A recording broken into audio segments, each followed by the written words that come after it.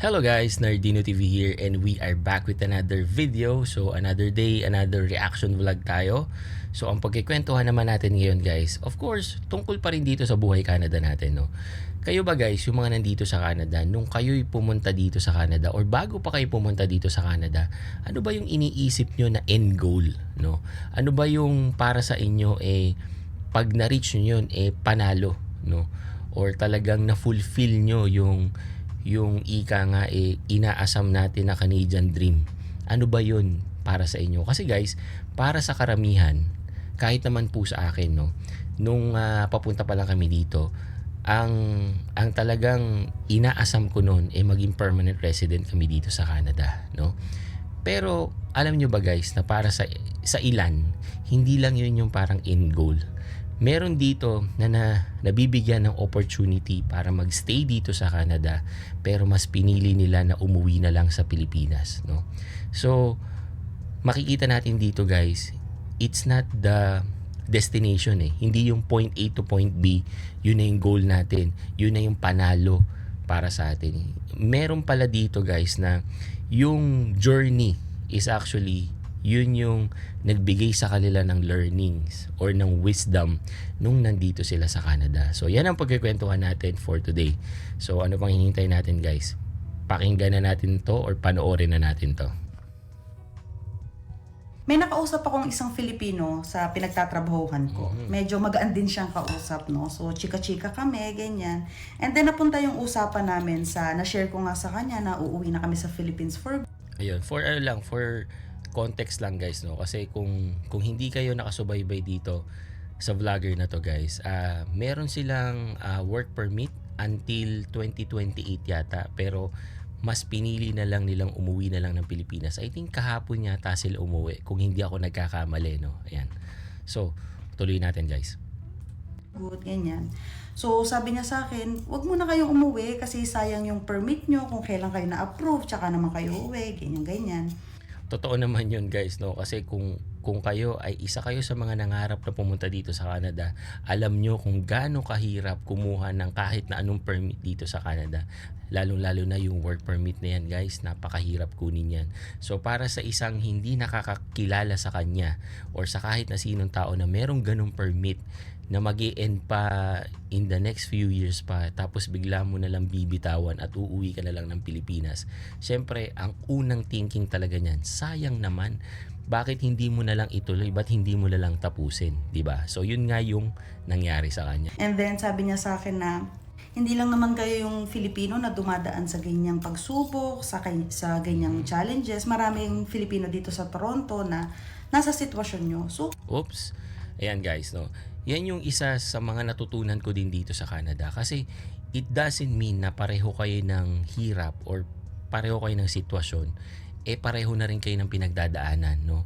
Kasi guys, yung kahit na sabihin mong magkapareho kami ng hirap, no? Pero kasi yung composition nyo bilang isang tao or bilang isang pamilya, nagmamatter din yun. Kasi kahit na ba sabihin natin na nahihirapan sila, no? Nahihirapan din kami. It doesn't mean na pareho lang yun ng solusyon or pareho lang kami ng pinagdadaanan, no?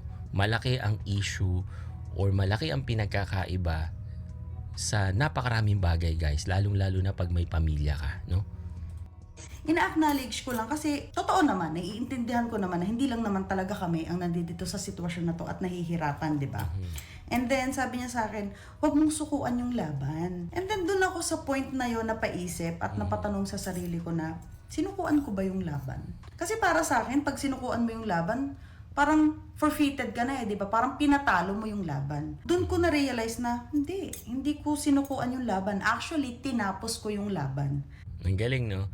Kaya guys, makikita nyo talaga, nasa perspective din talaga nung tao kung paano mo titignan no? Kasi para sa kanya, yung hindi niya tinapos yung permit niya hanggang 2028, no? Hindi yon kawalan sa kanya, no? Kaya guys, hindi mo talaga pwedeng sabihin kung ano yung nangyari kay Juan, yun din yung nangyayari kay Pedro, no? Kasi in a bird's eye view, parang sasabihin mo, oo nga, sayang, di ba? Pero hindi kasi natin alam kung ano yung pinagdadaanan niya. So para sa kanya guys, hindi yon pagsuko sa laban. Actually nga daw, tinapos niya talaga yung laban eh. So, pakinggan natin guys kung paano niya sinabing tinapos niya yung laban, no? 'Di ba? Ipinanalo ko yung laban. Para sa akin ha. Kasi para sa akin I'm winning. Because I'm getting the life that I deserve. Yun. I'm getting the kind of peace of mind that I deserve. Yun. Kasi sa totoo lang, sa haba na ng panahon na nandito kami sa Canada, nagkaroon lang kami ng peace of mind doon sa point na nakabili na kami ng ticket. Ayun. 'Di ba guys? Kasi para sa maraming tao dito sa Canada o yung mga nag-i-immigrate dito sa Canada, ang end goal talaga is maging permanent resident. And I think naging goal din naman nila yon, no? Pero nga dahil sa mga pinagdaanan nila dito for the past years, nag-iiba ngayon yung priority. Para sa kanya ngayon, ang hinahanap nila ngayon is yung peace of mind, yung happiness, no? And para sa kanya, nakabili sila ng ticket and knowing na uuwi na sila ng Pilipinas, yun yung happiness para sa kanya at yun yung priority niya ngayon, no? So kahit na anong sabihin pa ng maraming tao na ituloy mo yung laban, magstay ka, pero kasi guys, disconnect na eh, no? Hindi na kayo pareho ng priority, hindi na kayo pareho ng goal. Kung sa ibang tao ang goal is maging permanent resident, pero sa sitwasyon niya ngayon, hindi niya nakikita na that is possible. So nag-iiba ngayon yung priority niya, no? Yun lang naman yung pagkakaintindi ko, di ba? Karoon na kami ng peace of mind knowing na pauwi na kami sa Pilipinas and matatapos na tong challenges namin dito sa Canada. Ayun. Doon pa lang kami nagkaroon ng peace of mind. And para sa akin, doon pa lang panalong-panalo ka na. Ayun. And ang dami din kasing tao na hindi naiintindihan na hindi lahat ng Filipino na uuwi sa Pilipinas is talunan or sinukuan ng laban. Whether pinauwi or umuwi, di ba? It doesn't mean natalunan sila. Kasi may mga Filipino na katulad ko na ang pag-uwi ng Pilipinas is upgrade para sa amin. Okay, Ayun. hindi ko Ang galing, no?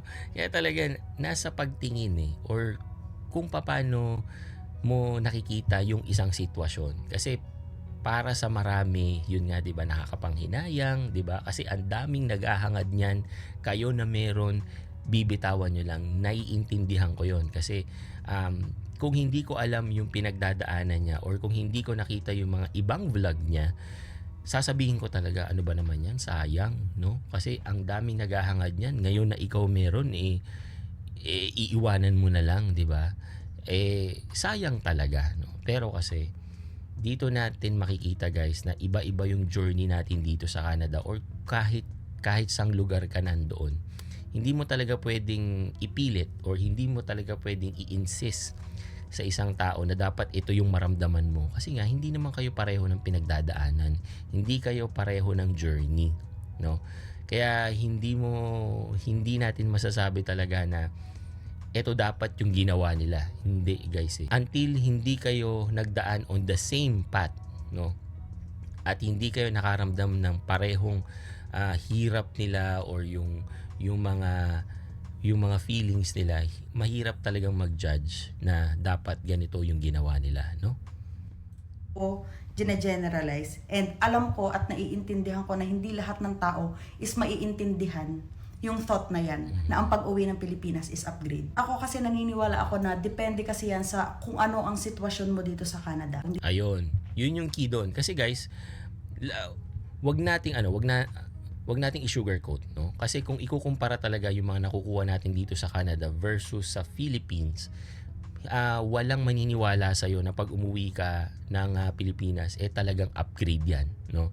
Pero yung last point na sinabi niya na depende yan kung ano yung nakukuha mo dito sa Canada. Kasi ako ngayon na ganito yung sitwasyon namin in terms of our work, in terms of pagiging PR namin, kasi kami po ay PR na dito, yung mga nakukuha ng mga anak ko, masasabi ko na pag umuwi kami ng Pilipinas, downgrade yon for us, no? Pero kasi guys, kung naiintindihan nyo kung saan siya nanggagaling, no? Meron siyang nasabi na yung type of work niya hindi full-time guys. No work, no pay. Tapos kapag nagkasakit, hindi ka rin pwedeng umabsent kasi nga sayang sayang yung kikitain mo, no? So yung mga ganung bagay na para sa kanya, kung uuwi na lang sila ng Pilipinas, baka meron pa silang mas may magandang makuha, no? At saka yung sabi nga niya, peace of mind and happiness, kasi nga nandun yung family niya, di ba? Hindi naman tayo pare-pareho ng sitwasyon. Mhm. So, yeah, mahirap talagang maintindihan, especially yung decision namin na uuwi na sa Pilipinas. Siyempre, para sa iba, nanghihinayang sila na Totoo sinasayang namin yung permit namin na na-approve. Pero para sa akin, doon Sayang yung kung talaga. nakakapanghinayang yung buhay namin. Nakakapanghinayang yung ilang panahon at ilang taon na mabubuhay kami na wala kaming peace of mind. Para sa akin yun yung nakakapanghinayang.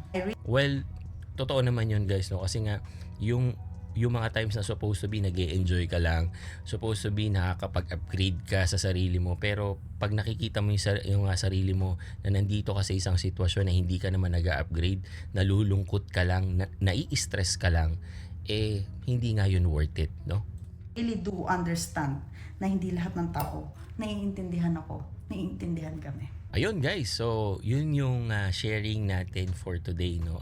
Shout out again guys dun sa channel ni Rica Shares, no. Again, meron tayo sari-sariling journey dito, no. Siguro ang isa na lang na pwede kong sabihin is yung experience din namin or yung kung ano yung nakatulong din sa amin. Kasi lahat naman, no, I really believe na lahat tayo meron tayong pinagdaanan dito. Siguro ang pwede kong i-advise, no, in-establish namin yung inner circle namin and yung outer circle. Pag yung isang tao, sinabi mong nasa inner circle mo, ang ibig sabihin nun guys is pag nagsalita yun at nag-advise yun sa'yo, makaka-apekto talaga yun sa sarili mo, sa decision making mo, and sa marami pang bagay. Kasi nga, nagtitiwala ka dun sa tao na yun. Iilan lang guys yung nasa inner circle namin.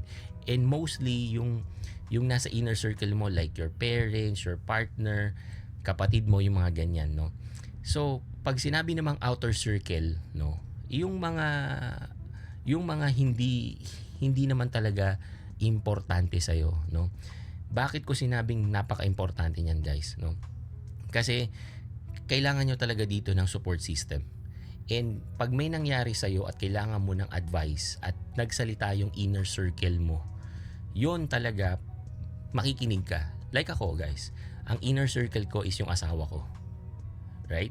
So, pag meron akong problema, pag meron akong kailangang isolve, siya yung talagang kinakapitan ko. At pag nagsalita yun, maaapektuhan talaga ako. No? Pag naman meron akong narinig sa iba, yung mga outer circle ko na, like yung mga nasa social media or yung hindi ko naman talaga kilala, kahit ano pang sabihin yan guys, walang epekto sa akin. Kasi nga, hindi naman siya part ng inner circle ko. So, bakit ako magkikare kahit ano pang sabihin niya?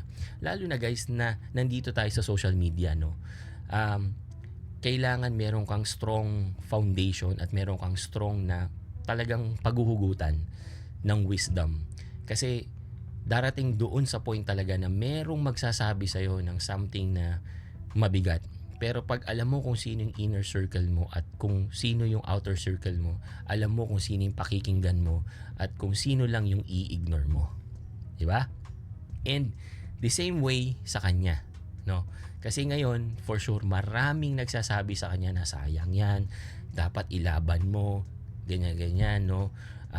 Hindi mo binigyan ng pagpapahalaga kung ano yung nakuha mo dito sa Canada. Ang dami guys, for sure. Ang daming nagsasabi sa kanya, pati sa comment section for sure. Pero, if you identify kung sino talaga yung dapat mo lang pakinggan, it doesn't matter. Yung mga nasa outer circle na yan, parang ingay lang sa'yo yan na dapat mo lang i-ignore. Okay? So, yun lang guys. Thank you for watching and see you on my next video. Peace guys.